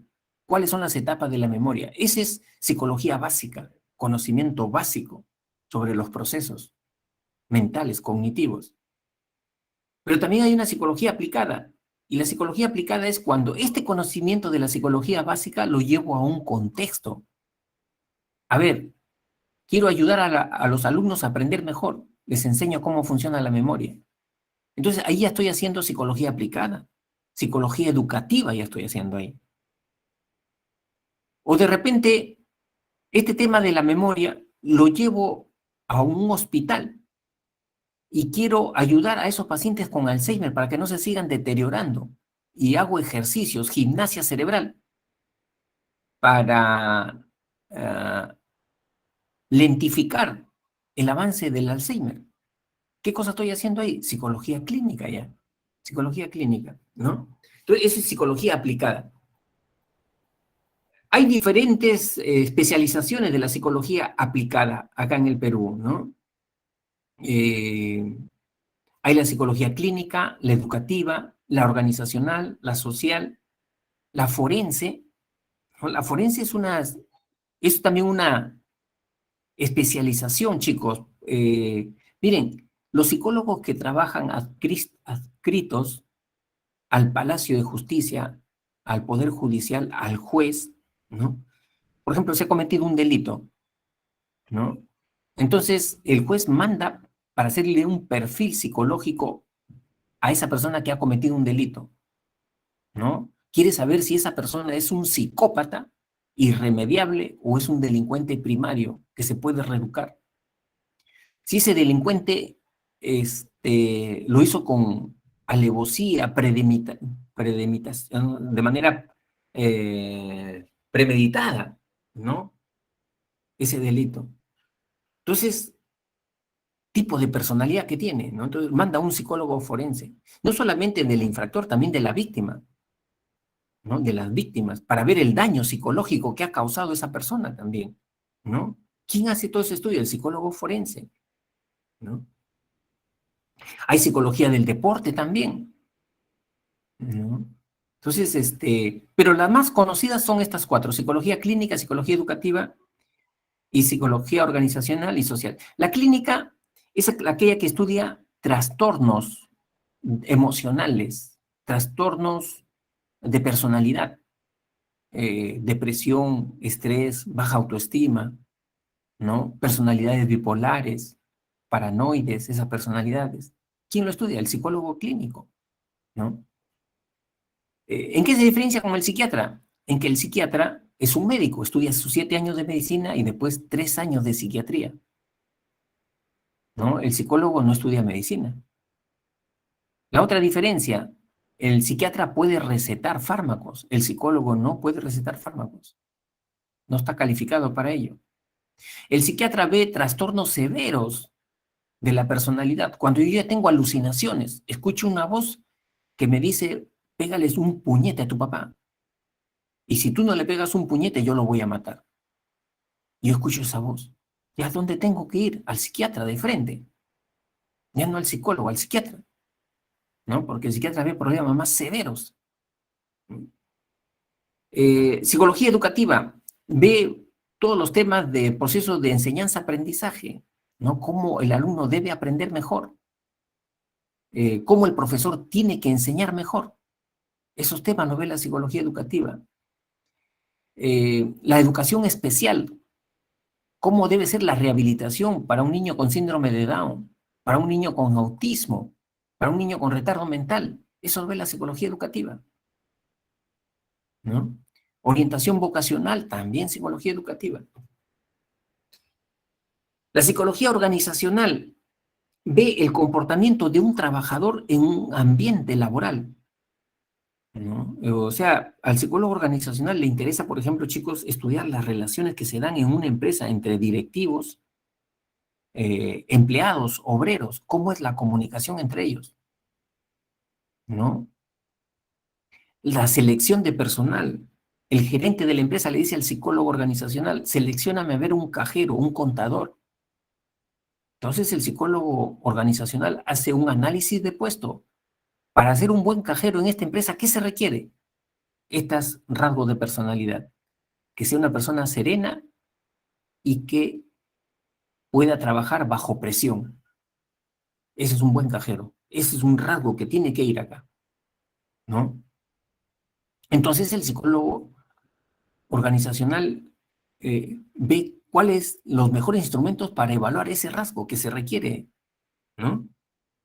Puede ser un test o puede ser una situación simulada, ¿no? Una situación simulada, y ve ahí su comportamiento, ¿no? Entonces, esa es la labor del psicólogo. Justo esta especialidad, chicos, ha tenido tanta demanda en la psicología que ahora, por la demanda que tiene, se ha independizado de la psicología. Y en algunas universidades ya hay una carrera específica de psicología organizacional.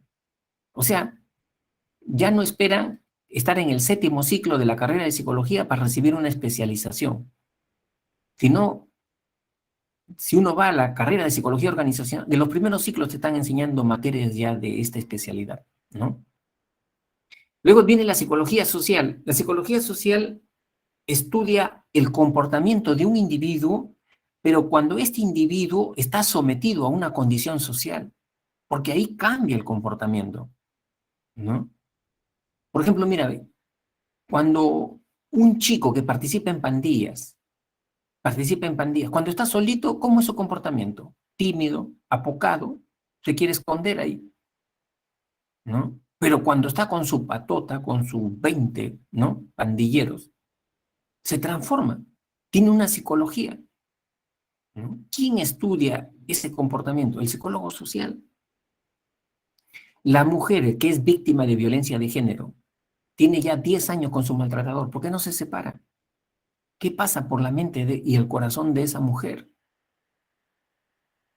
¿No? Guarda una esperanza que en algún momento cambie.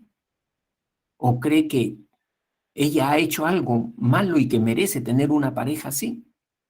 ¿Quién estudia esa psicología? El psicólogo social. El psicólogo social estudia esa psicología, ¿no? Bien, entonces,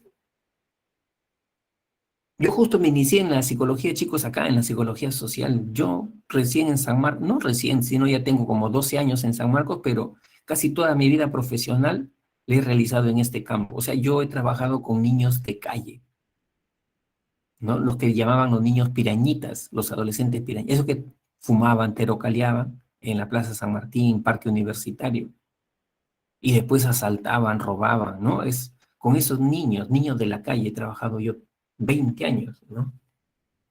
La psicología social. Bien, ahora, el método científico. El método científico es un procedimiento para obtener conocimiento fiable, ¿no? Conocimiento fiable. Conocimiento que se puede contrastar, verificar. Y conocimiento que puede predecir también. Por eso es ciencia, pues, porque predice, ¿no? Porque predice. Si se presenta esta situación, va a tener este efecto, ¿no? Eso es lo que tiene el método científico. A diferencia de otro tipo de información que no utiliza métodos científicos, ¿no? Para conocer a las personas. Como por ejemplo, ¿tú cómo eres? Ah, ¿de qué signo eres? Yo soy Géminis. Este es variable, voluble. Este es voluble. ¿En qué te estás basando? ¿En un método científico? No. ¿Está demostrado eso que los geminianos, todos los geminianos, son así? No, no está demostrado, ¿no? Pero utilizan ese tipo de conocimiento. Pero eso no es ciencia. Eso no es ciencia, ¿no? Entonces, la ciencia tiene un procedimiento, ¿no? Y cuando obtiene conocimiento a través del método científico es un conocimiento verificable y predecible. Ahora, lógicamente, dentro de la ciencia hay diseños de métodos, ¿no? Diseños, unos más, más efectivos que otros. Por eso que vamos a encontrar métodos descriptivos, observacional, método correlacional y método experimental. Son los tres métodos dentro de la ciencia, ¿no? Unos más rígidos que otros. Mira, cuando yo utilizo un método descriptivo para obtener conocimientos, cuando yo no tengo información sobre lo que quiero investigar, no hay mucha información, recién voy a buscar información, ¿no? Y al sujeto que voy a investigar no lo puedo sacar de su ambiente natural, tengo que estudiar en su propio ambiente natural. Entonces, por eso que empleo el método descriptivo. Como por ejemplo, a ver, quiero saber la conducta de apego en un niño de 2 años. ¿Qué pasa cuando la mamá se separa 10 minutos de ese niño? ¿Qué pasa con ese niño? Esa es la conducta de apego que quiero investigar. Entonces, ¿qué tengo que hacer? Tengo que ir al hogar de ese niño, al hogar de ese niño, ¿no? Y ver qué entiendo yo por conductas de apego, qué entiendo. Y comienzo a identificar las 20 conductas de apego y ver si ese niño muestra esas conductas o no las muestra, ¿no? Y comienzo a poner cámaras, comienzo a hacer registro de conducta, ¿no? O quiero investigar, por ejemplo, si en algún colegio hay bullying. ¿Qué tengo que ir? Me voy al colegio. Hablo con los tutores, hablo con los alumnos, con los profesores, para identificar si hay bullying en ese colegio, mediante el método descriptivo. O sea, el método descriptivo simplemente ve la expresión del comportamiento y no trata de dar una explicación por qué ese comportamiento. Solamente ve eh, la manifestación externa de la conducta. En eso se interesa. Se ha visto estas conductas, estas y estas conductas. ¿Por qué se han dado esas conductas? No se sabe. Esa no es la respuesta que te da el método descriptivo, ¿ya? Para ver posibles explicaciones tienes que irte tú al método correlacional, ¿no? Y al método experimental. El método correlacional, yo aplico el método correlacional cuando yo ya tengo dos variables identificadas y quiero ver si hay una relación entre esas dos variables. Por ejemplo, yo quiero saber si el alumno que tiene buenos métodos de estudio, estrategias de aprendizaje, tendrá un mejor rendimiento académico. Eso es lo que yo quiero investigar.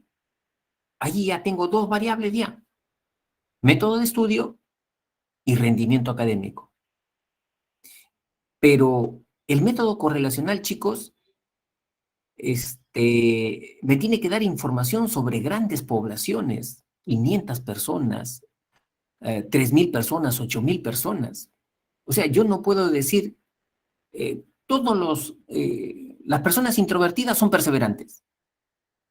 ¿Y por qué tú dices que todas las personas introvertidas son perseverantes? Porque mi primo Juanito es introvertido y es perseverante. ¿Eso es método científico? No es método científico, ¿no? Yo tengo que estudiar grandes poblaciones y para eso me sirve el método correlacional. Entonces, ¿qué hago? Agarro una población, por ejemplo, quiero estudiar métodos de estudio con rendimiento académico. ¿Hay alguna relación? En un colegio agarro todos los chicos de quinto, las 8 aulas, las 10 aulas de quinto, ¿no? Y de repente me salen 400 alumnos ahí de quinto año. Les aplico un test sobre método de estudio, estrategias de aprendizaje, y me salen 400 puntuaciones sobre método de estudio. Luego veo su nota en su segundo bimestre y me salen ahí también otras 400 puntuaciones en rendimiento académico. aplico una técnica estadística que en este caso no necesitan ustedes saber cuál es la técnica estadística, eso lo van a aprender ya cuando estén estudiando estadística, cualquier carrera le van a enseñar estadística. Y esa técnica estadística al final te va a dar un resultado de entre 0 a 1 punto. Si el resultado final te sale 0.66 para arriba, quiere decir que sí hay una relación entre esas dos variables.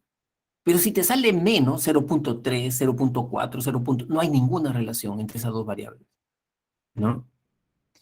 Entonces, el método correlacional, si sale más de 0.66, 0.70, yo digo sí. El alumno que tiene buenos métodos de estudio va a tener un buen rendimiento académico, va a tener un rendimiento. Pero, ¿qué tipo de relación? Es una relación de probabilidad. Quiere decir que es altamente probable que quienes tienen buen rendimiento, buen método de estudio, es probable que también tengan buen rendimiento académico. Es probable. No, tú no puedes asegurar. Tú no puedes asegurar, ¿no? Porque el correlacional te da una relación de probabilidad. ¿A cuánto? Al 60%, al 70%, al 80%. Esa es la probabilidad. ¿Puede irle mal a ese alumno? Claro que puede irle mal, porque también ahí hay otras variables, ¿no?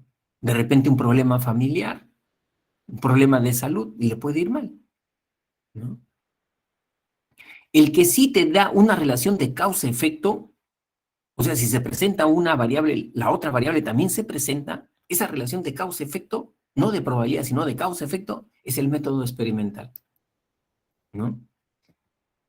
El método experimental establece esa relación de causa-efecto, ¿no? Pero para que sea método experimental tiene que tener condiciones. Primero, hay que identificar una variable independiente y una variable dependiente. La variable independiente siempre es la causa, el origen. Y la variable dependiente es el efecto que yo voy a observar de la aplicación de la variable independiente. Es el efecto, ¿no?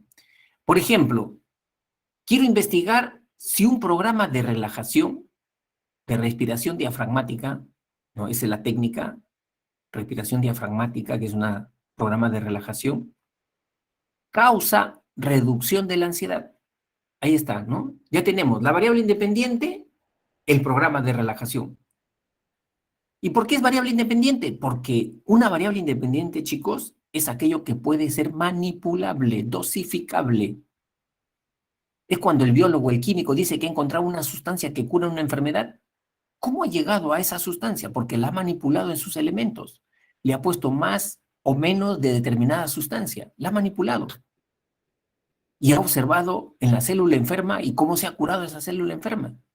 Porque ha utilizado el método experimental. Nosotros en psicología también hacemos lo mismo, ¿no? Siguiendo ese modelo.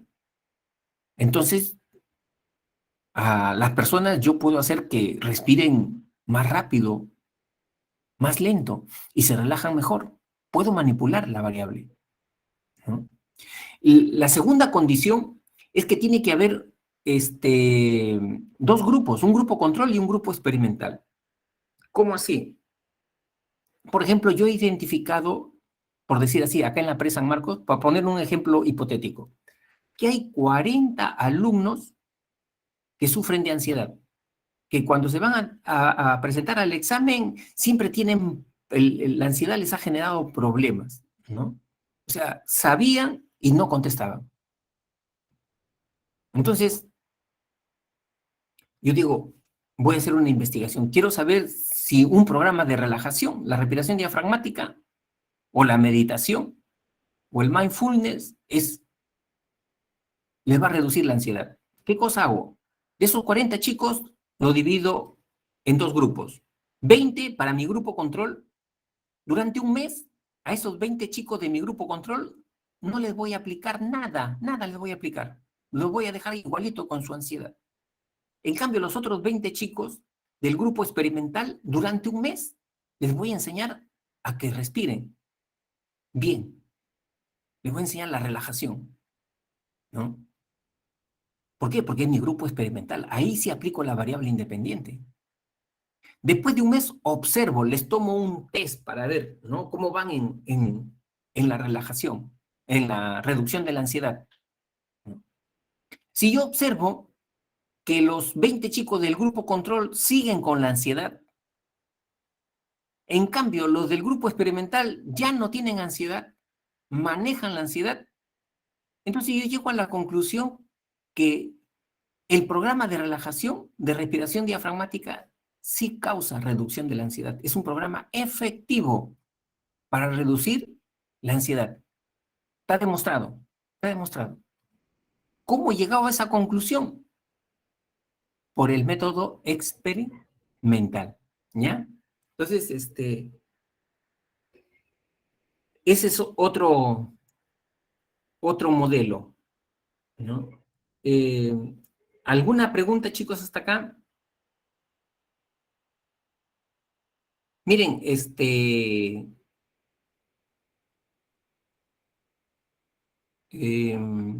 hay otra investigación sobre miren, se investigó si la exposición a programas de televisión violentas causa agresión en los niños pequeños menores de 5 años. Ahí están las dos variables. Exposición a programas de televisión violentos, exposición, variable independiente.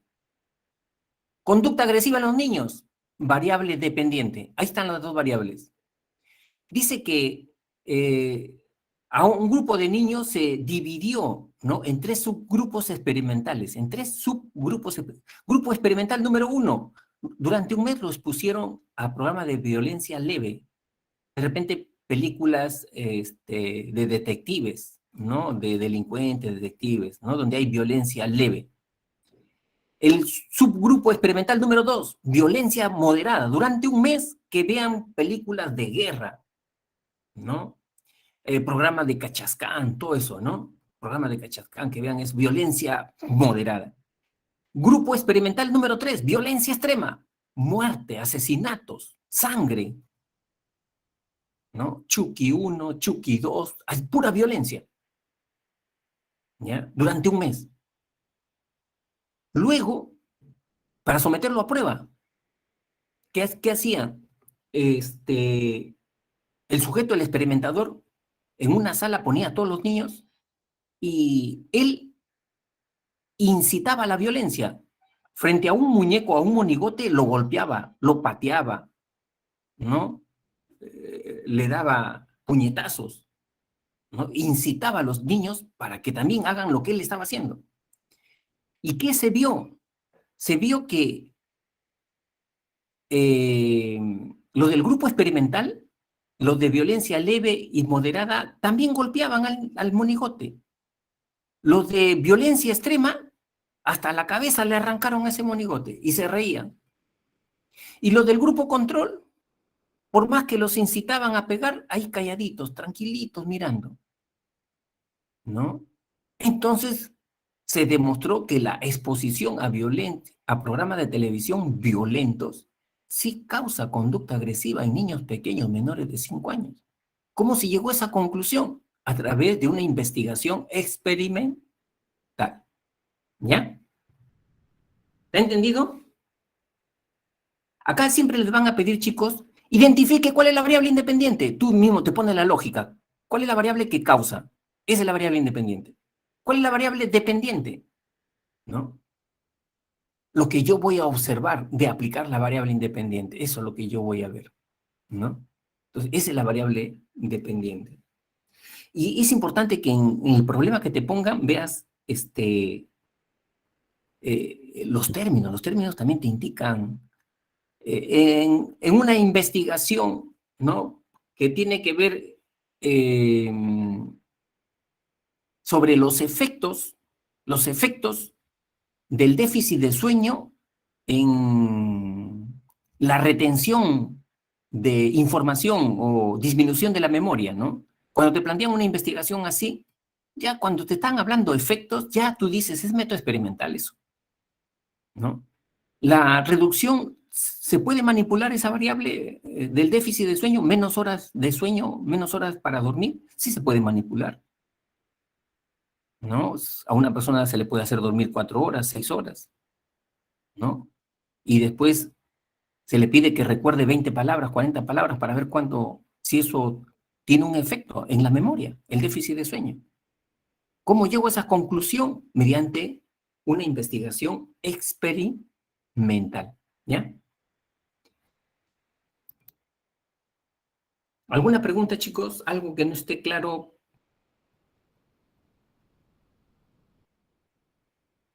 Los leo.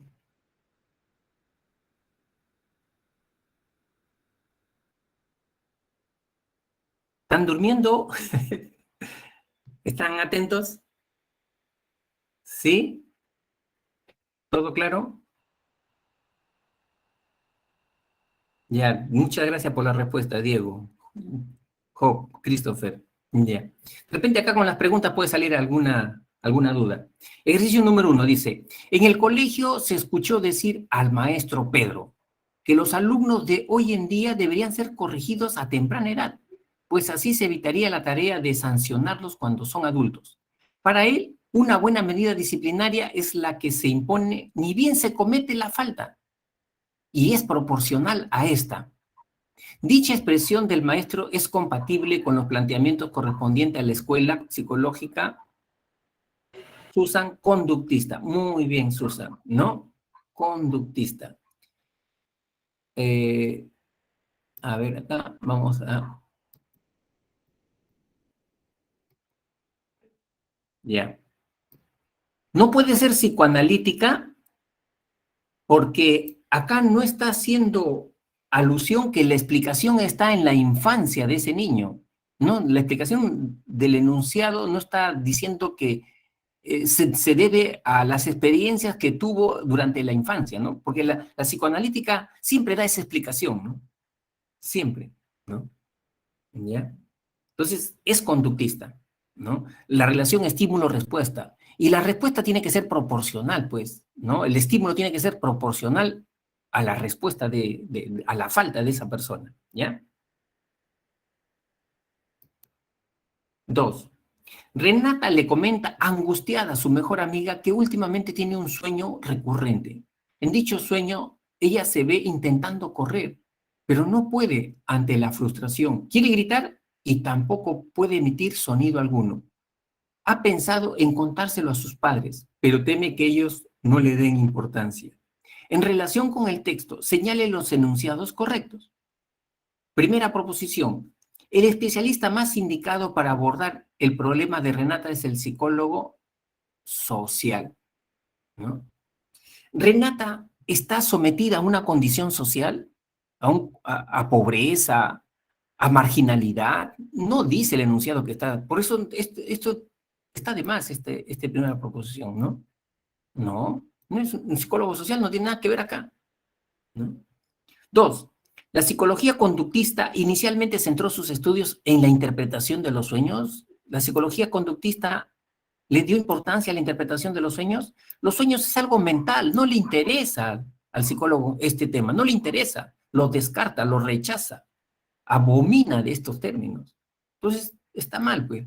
Sino que te lo ponen acá como un distractor para que tú te confundas. Para eso lo hacen, para que tú te confundas. Ya contestaron Georgina, Susan, la D, ¿no? Yajaira, José, la D, Diego, la D, ¿no? Ya, a ver, vamos entonces. 3. El enfoque psicodinámico sería de gran ayuda para explicar el problema referido a Renata. Claro, claro, ¿no? O sea, en los sueños se está manifestando el inconsciente, en los sueños se manifiesta el inconsciente también. Cuando tú sueñas con una persona de manera recurrente, ¿no? Esa persona tiene un significado, está asociado a una emoción tuya, tristeza, miedo, rabia, impotencia, ¿no? ¿Qué significa para ti esa persona, ¿no? Y está asociado a una fuerza en ti, ¿no? Y esa fuerza tú la has moldeado, la has creado en tu etapa infantil, ahí está, ¿no? Entonces, la 3 es la correcta, ¿no? La correcta. Por lo tanto, como ya lo ha señalado Maricielo, ¿no? La D, la D. Siempre cuando sueñen con determinadas personas, trata de ver qué significó en vida, si está muerto o si está vivo, pero siempre sueñas con esa persona, qué significa en tu vida diaria o qué significó en tu vida diaria esa persona, ¿no? Y esa persona, eh, es un símbolo de una emoción, es símbolo de una emoción siempre, ¿no? Miren, por ejemplo, yo soñaba siempre con un conocido recurrentemente, ya había muerto el señor, ¿no? Pero cuando tenía problemas soñaba con él, ¿no? Y después analizando, ¿por qué lo sueño? ¿Por qué lo sueño? Y resulta que este señor, cuando yo era niño, mi mamá era muy dura, mi papá bien duro, ¿no? Y cuando me estaba resondrando, castigando, aparecía este señor y era una salvación para mí, ¿no? Era mi salvación. La mamá, el papá dejaba de pegarme, de resondrarme, ¿no? Y siempre me alegraba cuando aparecía él, ¿no? ¿No? Entonces, esa es una interpretación psicoanalítica, ¿no? 3, que dice Anguillet, los sueños son partes psicodinámicos, ¿no? Sí, sí, sí, Anguillet, sí, Profesor, sí. disculpe, en la respuesta usted dijo, son psicoanalítica. Psicoanalítica O psicodinámico, que es lo mismo. es lo mismo, ¿no? Pero uno Sí, es antiguo y el otro es moderno. Enfoque exacto, antiguo. efectivamente, muy bien, muy bien. Sino que el psicodinámico no solamente le da importancia a lo que dijo Freud, la libido, el impulso sexual como determinante, sino también le da importancia a factores culturales, ¿no? Por ejemplo, puede explicar el comportamiento como complejo de inferioridad. ¿Ese complejo de inferioridad de quién es? De Adler, no es de Freud, ¿no? Por un complejo de inferioridad, ¿no? O sea, no es la libido, el impulso sexual que explica todo, ¿no? Pero todos son psicodinámicos porque todos están de acuerdo que el inconsciente es la fuerza poderosa. Todos están de acuerdo en esos conceptos, ¿ya? 3. Dos estudiantes de psicología debaten acerca de cuál es la función más importante que debe realizar el psicólogo hoy en día.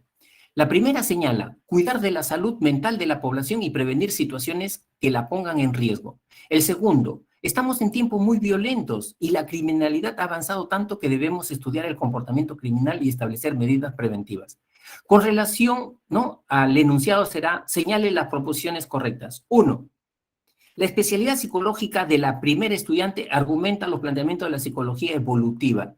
Esto lo que está planteando la primera estudiante es psicología de la salud, no evolutiva. Psicología evolutiva es cómo es la psicología del niño, del adolescente, del adulto. Esa es psicología evolutiva del desarrollo, ¿no? Por lo tanto, esta no es la correcta. 2.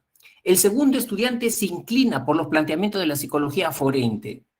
Justamente el comportamiento criminal, el perfil del criminal, perfil psicológico del criminal lo estudia la psicología forense, ¿no?